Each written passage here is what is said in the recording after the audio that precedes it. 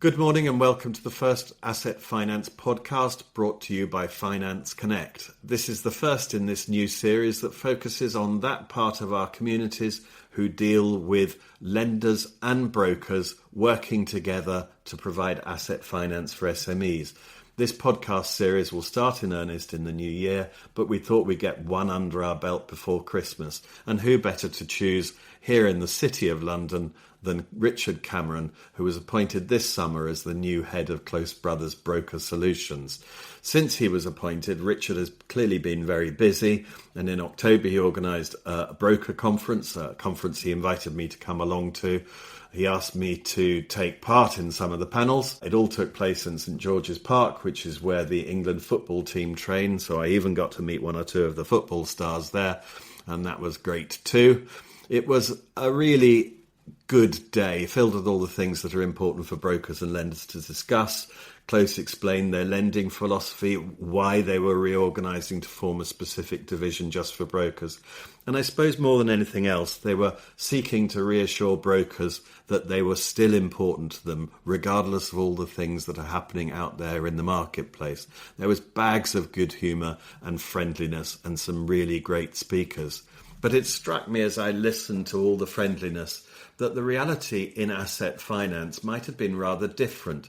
One might expect that asset finance, rather than pulling closer to intermediaries, might have alternatively been pulling away from them, looking on at all that's happening in the auto finance industry and the difficulties that their dealer intermediaries and the market are going through.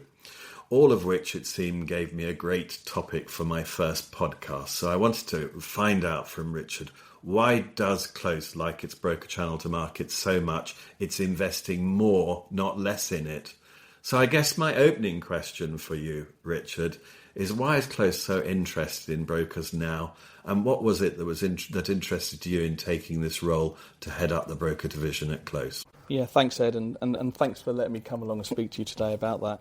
So, yeah, we are absolutely renewing our commitment to the broker channel, and we're incredibly enthused about it. So if you look at the market that they serve and have done for a number of years, they act as critical connectors between SMEs, the kind of the movers and the shakers and the entrepreneurs. They act as those connectors into finance companies, and they play a really, really important role in the growth and productivity of the UK. And it's not just that. The market is evolving. We've seen historically kind of major banks kind of retrench and remove those bank managers and advisors from the high street. And so what's happened is that space has been filled by this offering. And, what we're seeing is, SMEs still continue to rely on brokers to support them. And it's not just about finance. It's as much about giving them the certainty, the confidence in that the decision they're making is the right one for their business. Okay, well, that's an interesting comparison. 20 years ago, we had a bank, Big Four bank, or Big Five bank, I think then, delivered market, picking up most of the business. And we've made that transition over to a broker-lender channel, and we've gone from a few providers served by direct sales force to a diverse marketplace where the industry shares its sales force. What do you see as the advantages for the industry as moving from that bank managership to the more competitive marketplace that we've got now? Well, I first started in banking, over 30 years ago, and the product set available to the SMEs at the time were kind of bank loans and overdraft, and there were some other kind of ancillary services like card services and so on. As kind of time has moved on, customer needs evolved, and when customers now and SMEs are purchasing assets, whether that's to renew, regenerate, or just to grow, overdrafts and bank loans aren't the right product for them. So what we're seeing is, because the product landscape has become a little bit more complex to meet that customer need, what you do need is that kind of specialist product provider to be able to sit down and talk to their client and talk about what the kind of medium to long-term goals of their business are and help them navigate that kind of product marketplace. And that's what the value the broker brings. So, yeah, I get the product diversity. There was something about banks that enable them to serve specific niches. So they don't have that diversity of risk appetite that you get from a market like the very competitive market that we've got now. One of the things you talked about when we were discussing this before the podcast was the ability to serve regions. Why is that important? Geographical regions. Yeah, so I mean, obviously there is a kind of political agenda around levelling up across the UK, and so what you do see is kind of those broker kind of businesses now kind of geographically spread across the UK, and they act as that kind of pivot to actually accessing finance. And so you're not relying on a call centre maybe just outside of London or an international call centre. What you're able to have is a face-to-face relationship at your convenience.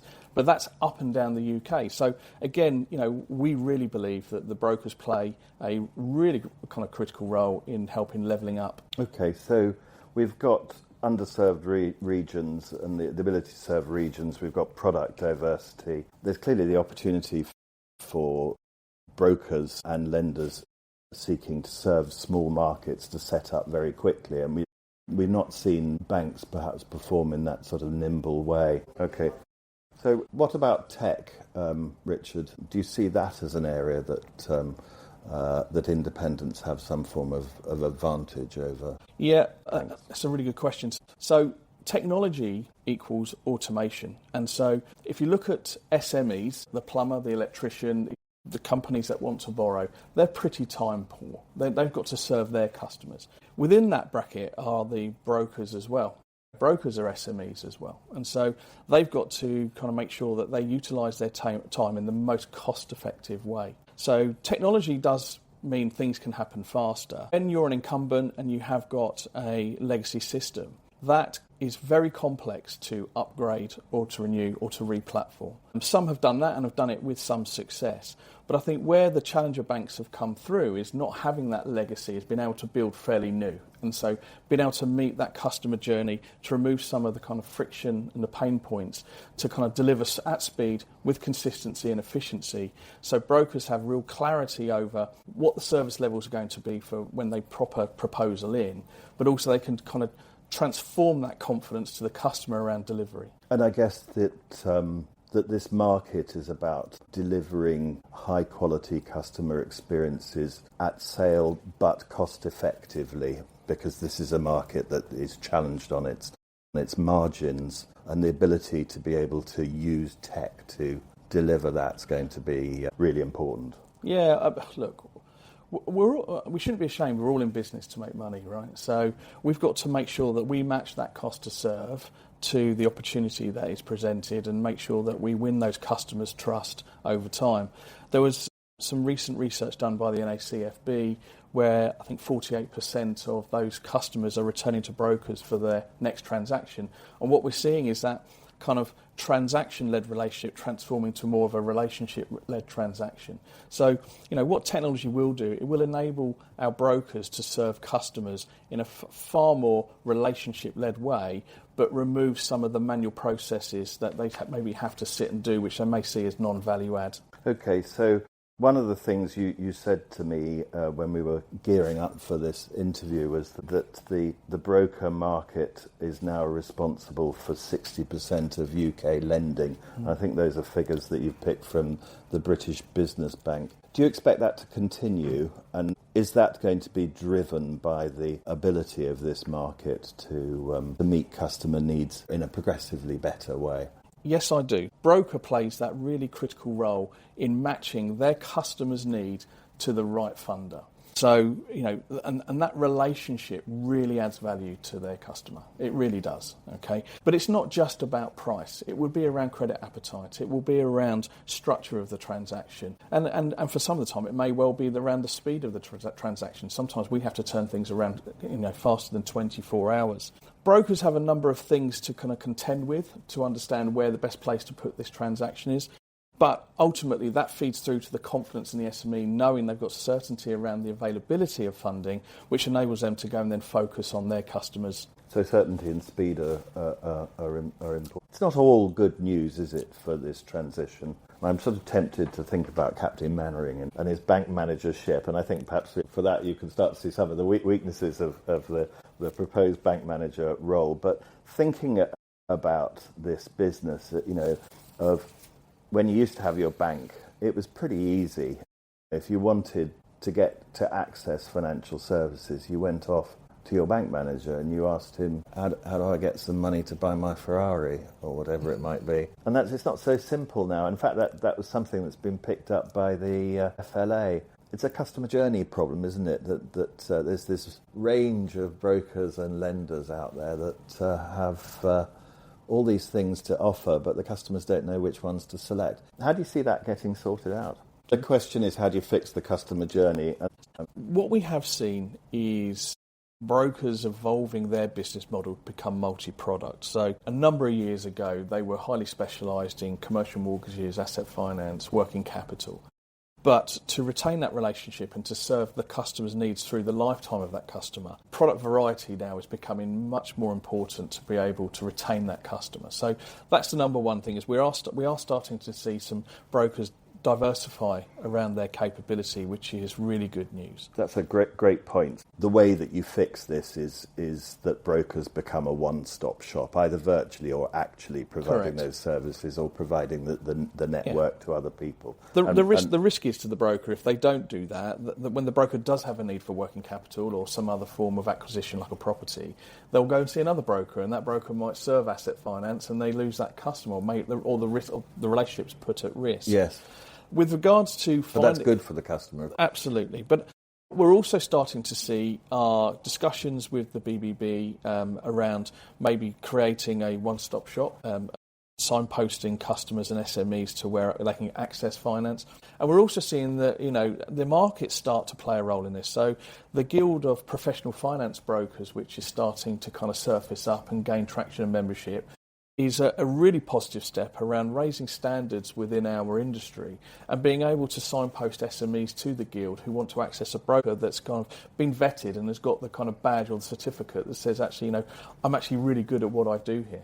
That's also a great point, is this ability to trust the broker and to make a value add out of brokers who've signed up to something that's a higher standard and that will really focus on serving the customer, so the customer can relax and take the advice of the broker. Absolutely, and look, the whole industry is anchored around trust, right? And I think this kind of value of trust goes right back to the days of where banks 100 years ago, they were the trusted people, and so trust is the anchor, and that trust has been under attack over the last few years with CMCs and other kind of adjacency industries. But actually, the brokers I meet every day have positive intentions around supporting their customers, retain their customers, and serving them over the lifetime of their business. Yes, so that's really where I was thinking. There's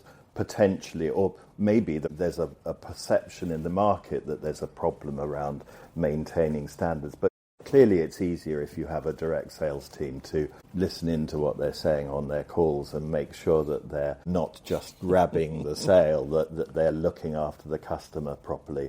But it is a feature of the vulnerability that comes from moving from Captain Mainwaring to this diverse marketplace that we've got. How does the market maintain its standards and make sure that we know that there are great brokers out there, but the market's got to be able to demonstrate it's got great brokers out there. How does it do that? So, the regulatory landscape is changing, right? And so, and we're all signed up to better customer outcomes. The FCA strategy from 2025 to 2030 emphasises the kind of rebalancing of risk and deepening of trust in financial services. So we go back to that kind of trust word again. For brokers, it does mean there's probably going to be greater scrutiny, but the opportunities are there to demonstrate kind of real professionalism and value.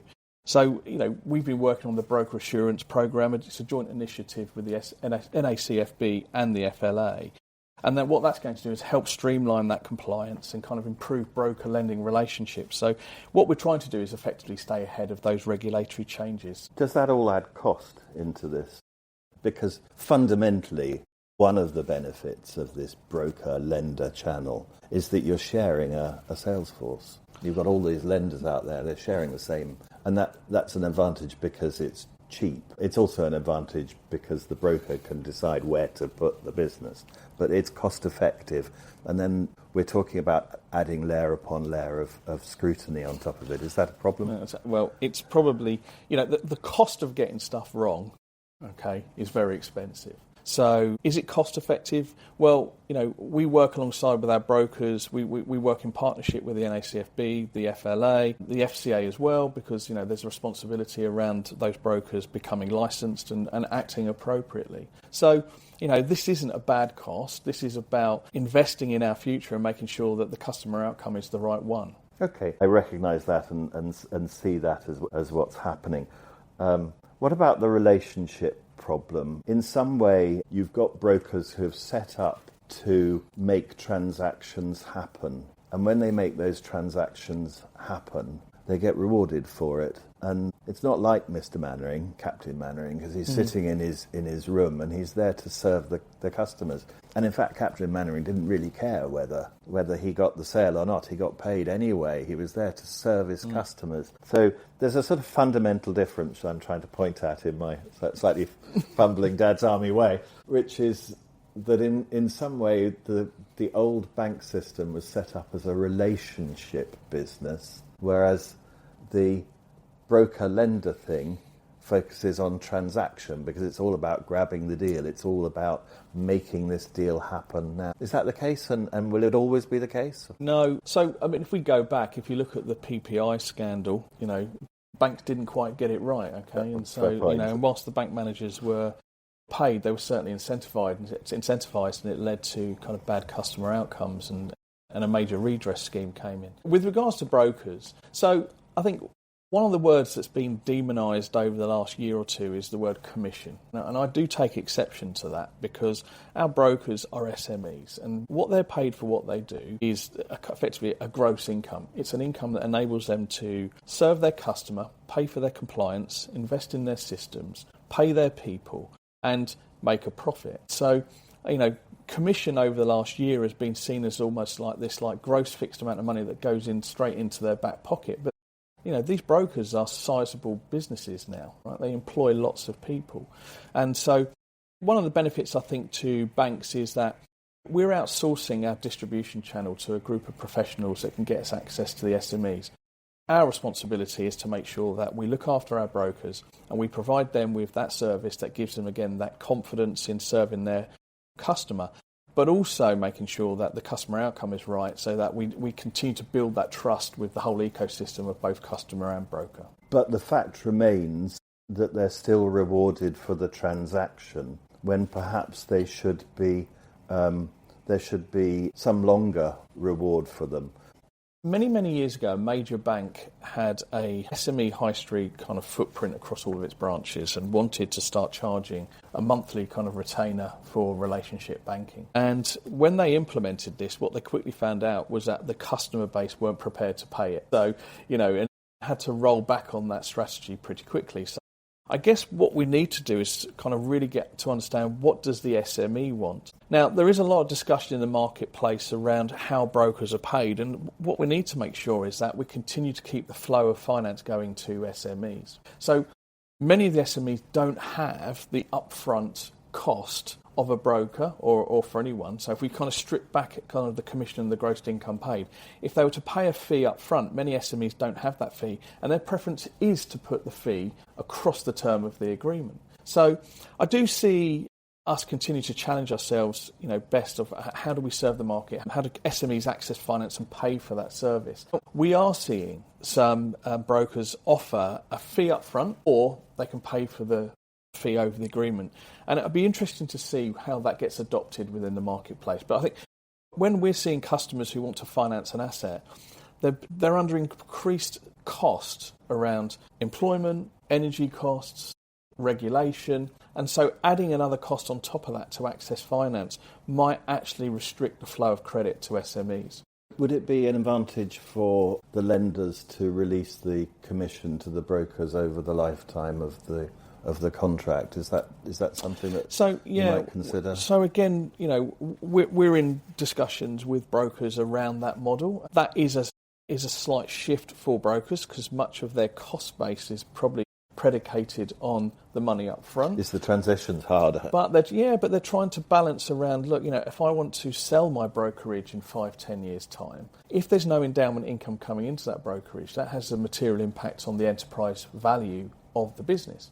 So we are talking to brokers around different kind of revenue models, which kind of helps them retain their current pay for their fixed costs now and serve their customer, but actually put in place an endowment income into their business, so that when they do decide to sell, retire, change ownership, merge, what have you, what you've got is a much more valuable asset as a brokerage. If you're shifting the focus of brokerships from taking money now to building substantial businesses, that seems to me to be a way in which the market may well develop. How likely is it that's going to happen, or will cost out always and they'll strip it back to not investing in their tech, not investing in all the stuff that big branded businesses need to invest in, and focus just on grabbing that sale, that the salesman with the telephone? Is it going to strip back to that?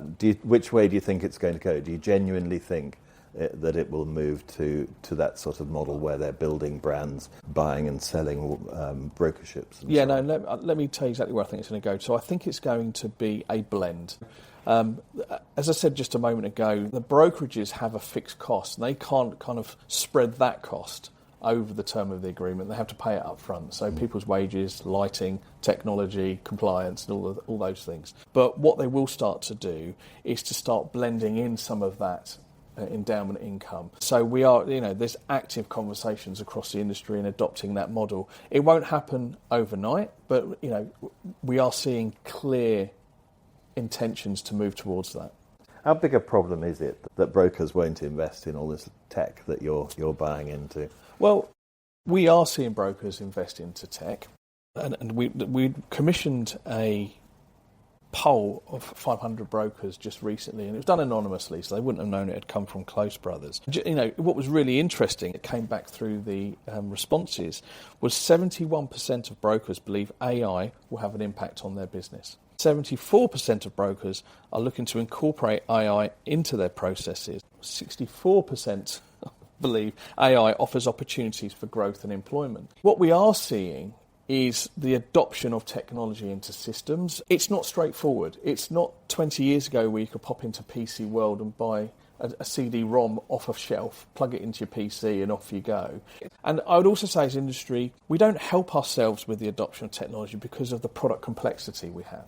But, what we are seeing is some big strides into that. And I really do believe as a kind of active user of AI, whilst it currently sits on your shoulder as this kind of like super helper that you can turn to when you've got a problem, the evolution of AI will see that to become more embedded within systems. And that will start to turbocharge automation. And what we will see is systems talking to each other in a much more simpler and straightforward way, and will enable the brokers to go out and serve their customers more efficiently. So one of the things you said to me when we were talking about how tech's going to drive change in the broker-lender channel, and it stuck out in my mind because it's such a good soundbite. AI is the nail looking for the hammer, and you said, and now we're beginning to find those hammers. What did you mean by that? What was the thought behind it? Yeah, what do I mean by that? So we're in very early days of AI, and if you go back, to the 19th century when electricity was discovered, this brand new invention. It was largely, people were just curious about it, and it was kind of a luxury. But it's evolved over time now to kind of, this industry now of, the national grid, solar panels, wind turbines. And again, when they found this thing, they probably never thought this is where it's going to go. And then if you look at the invention of the telephone, Alexander Graham Bell, when he first developed this, very slow adoption. But again, you wind forward over time, we're now walking around with these kind of supercomputers in our pockets. And I'm pretty sure that wasn't the vision all that time ago. So AI is really at the beginning of its journey, and it's incredibly powerful. So we've had machine learning over the last few years, and we've been kind of looking at how we can use that to create some automation. But generative AI is a complete game changer. We're at the starting race here, as I see it. The only people that are ahead of us are the individuals that are the engineers, very, very early adopters. But for the majority of us, this is kind of the starting line of the race. And so what's really important is that you get a good start on this race. So we're starting to look at user cases around AI within our own business. I'll give you one example. So when we have complex lending to do, we do some financial analysis quite a bit of time, particularly if it's a sophisticated or complex borrower with, many different trading entities under a group structure. And this can take anything from 1 to 4 hours to model the financials. What we've done is created a prompt within AI that can do that in less than a minute. So we've converted 4 hours work to something, a highly complex process to something up to under a minute. And that's just one user case. You getting any customers who are using AI to supercharge their interaction with their brokers just yet? Do you think it's likely to change the journey, or is it too early to tell again? We're too early to tell. We haven't got any evidence of it, but I would say that SMEs are using AI for maybe marketing, market research, sector research, creating LinkedIn posts, creating AI images. So we are starting to see that. What I would also say is I do believe is that SMEs will be using AI for research, so to help us kind of build that confidence in making a purchase, they might be doing some research on there. In my journey on AI, I started off my journey on AI as using it like Google search and getting some really, really bad responses from it. So I've been developing myself around how do I write these prompts so I can really get the value from AI. So I guess, I wouldn't be surprised if SMEs are using this technology to help them creatively, doing some research. But for finding finance and making connections, we've not seen any evidence yet. But I guess that it's only a matter of time before you reject a proposal and the AI system says, ask the lender why. We'll tell them why. So I don't see AI replacing people. Will it create a more interactive relationship between the end customer and the broker, the end customer and the lender, change the way in which that interaction takes place?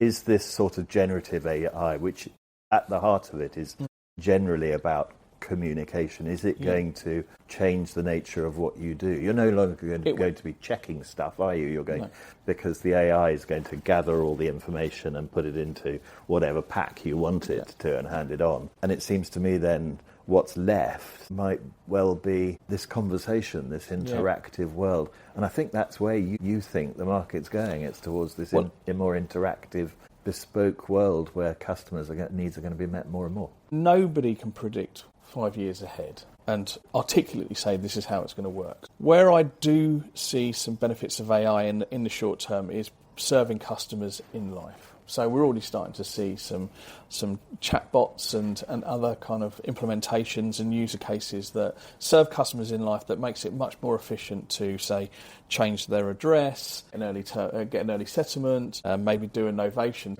Some of the in-life kind of processes I do believe will be picked up by AI. At the front end, I do think what it will do is enhance the relationship between the broker and the customer. I think firstly the customer will use AI to help do a bit of research just to give them some confidence around what they do. And we can probably see a little bit of that already starting. Yeah.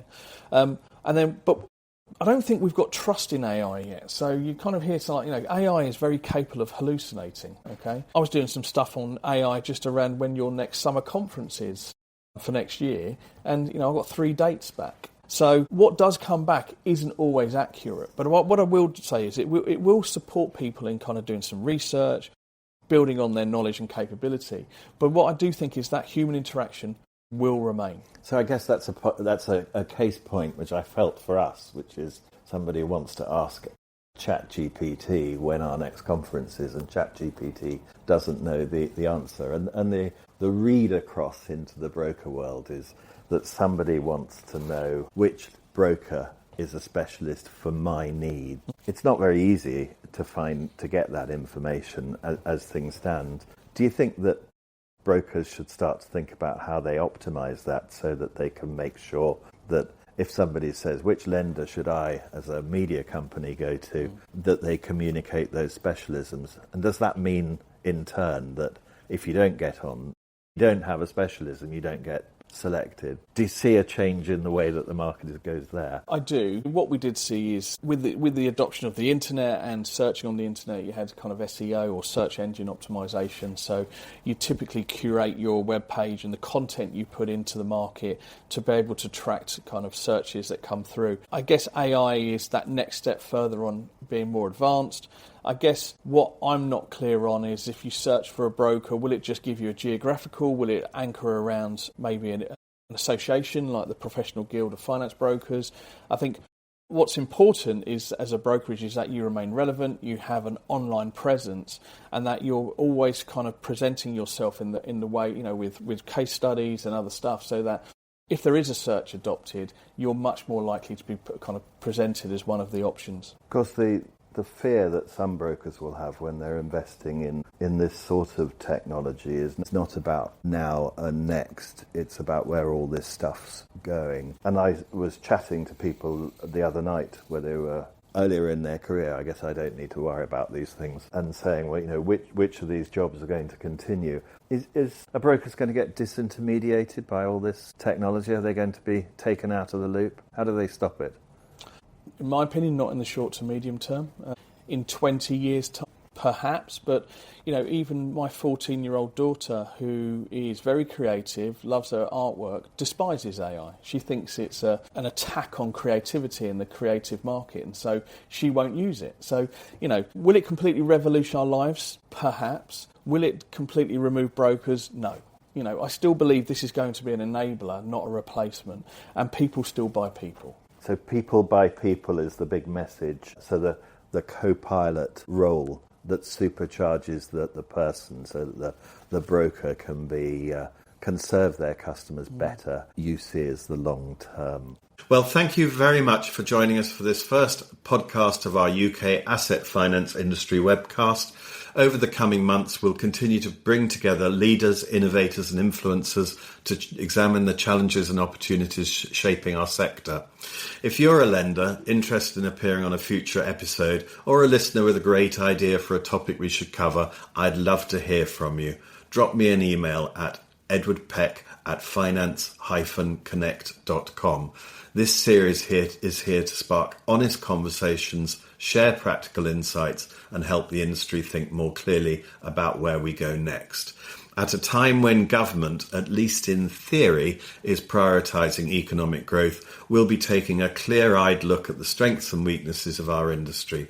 We'll discuss the strategic pressures facing the market, the growing squeeze on market margins, the differing impact on lenders of all sizes, and the competitive and regulatory dynamics that are shaping the next chapter for asset finance. We'll also be examining the channels to market that the industry depends on. Is the current route to finance for SMEs still fit for purpose?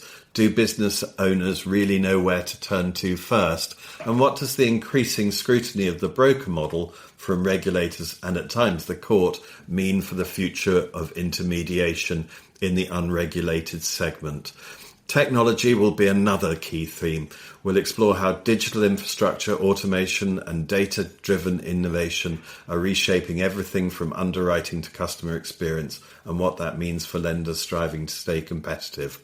And beyond the commercial and regulatory landscape, we'll look inward at how our industry attracts and retains talent, how it engages with its various publics, and how it can better harness the strength of its trade associations. Throughout the series, we'll also speak with leading voices from the industry's professional communities, including the Leasing Foundation and the Guild of Finance Professionals, as well as the trade bodies themselves who shape our policy and practice, the FLA, the BVRLA, the NACFB and the Federation of Small Businesses. This series begins in the new year. Subscribe for news of our next session in the normal way, and if you don't know how to do that, please drop me an email. Until then, thanks for listening, and we look forward to continuing the conversation with you soon.